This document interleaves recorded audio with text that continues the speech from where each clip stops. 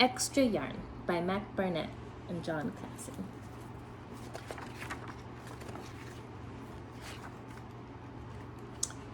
On a cold afternoon, in a cold little town, where everywhere you looked was either the white of snow or the black of soot from chimneys, Annabelle found a box filled with yarn of every color. So she went home and knit herself a sweater.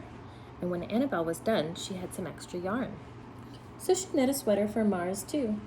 There's her dog. But there was still extra yarn.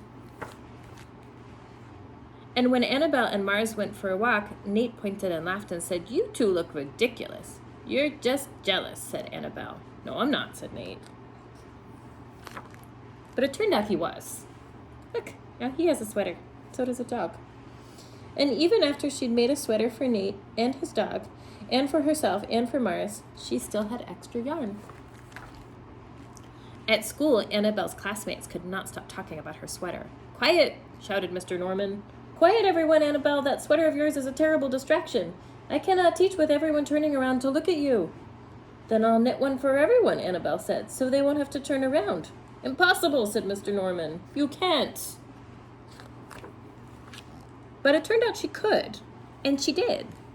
Bloop, bloop, bloop, bloop, bloop, bloop, bloop. Even for Mr. Norman. And when she was done, Annabelle still had extra yarn.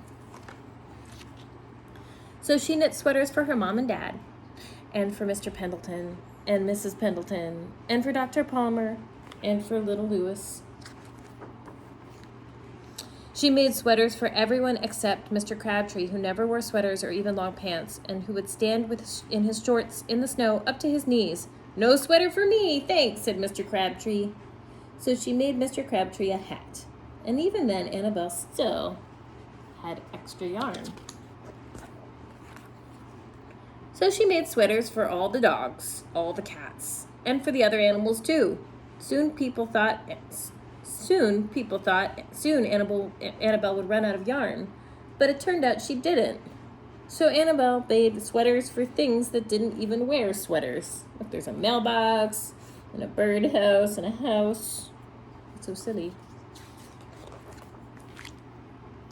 Things began to change in that little town. News spread of this remarkable girl who never ran out of yarn, and people came to visit from around the world to see all the sweaters and to shake Annabelle's hand. One day, an archduke who was very fond of clothes sailed across the sea and demanded to see Annabelle. "Little girl," said the archduke, "I would like to buy that miraculous box of yarn, and I am willing to offer you $1,000,000. "No, thank you," said Annabelle, who was knitting a sweater for a pickup truck. The archduke's mustache twitched. "2,000,000, he said. Annabelle shook her head. "No, thanks." "10,000,000, shouted the archduke. "Take it or leave it." "Leave it," said Annabelle. "I won't sell the yarn." And she didn't. So that night the archduke hired 3 robbers to break into Annabelle's house. And they stole the box and took it to the archduke, who set off across the snow and sailed over the sea. Back to his castle. The archduke put on his favorite song and sat in his best chair. Then he took out the box and he lifted its lid and he looked inside. His mustache quivered. It shivered, it trembled.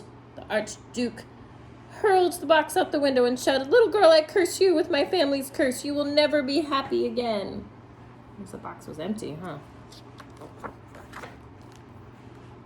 But bloop,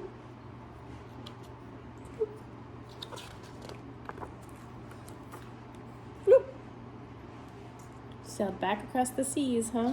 Found its way to Annabelle. It turned out she was. Look, she knit a sweater for the tree. The end.